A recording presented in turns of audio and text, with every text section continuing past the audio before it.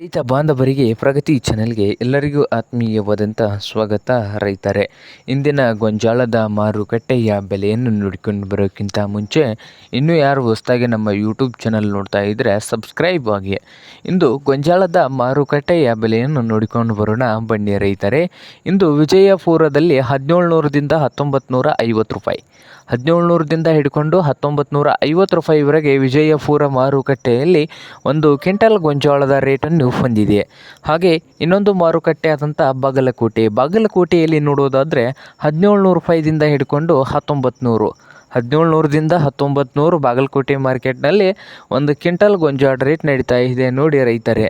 ಹಾಗೆ ಇನ್ನೊಂದು ಮಾರುಕಟ್ಟೆ ಆದಂಥ ಸಾಂಗ್ಲಿಯಲ್ಲಿ ನೋಡೋದಾದರೆ 1900ರಿಂದ 2100 ರೂಪಾಯಿವರೆಗೆ ಸಾಂಗ್ಲಿ ಮಾರ್ಕೆಟ್ನಲ್ಲಿ ಒಂದು ಕ್ವಿಂಟಲ್ ಗೊಂಜಾಳದ ಬೆಲೆಯನ್ನು ನಡೀತಾ ಇದೆ. ಹಾಗೆ ಹುಬ್ಬಳ್ಳಿ ಮಾರುಕಟ್ಟೆಯಲ್ಲಿ 1600ದಿಂದ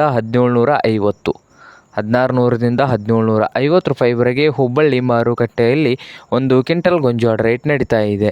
ಹಾಗೆ ದಾವಣಗೆರೆಯಲ್ಲಿ 1600ದಿಂದ 1820 ರೂಪಾಯಿವರೆಗೆ ದಾವಣಗೆರೆ ಮಾರ್ಕೆಟ್ನಲ್ಲಿ ಒಂದು ಕ್ವಿಂಟಲ್ ಗೊಂಜಾಳದ ಬೆಲೆಯನ್ನು ಹೊಂದಿದೆ.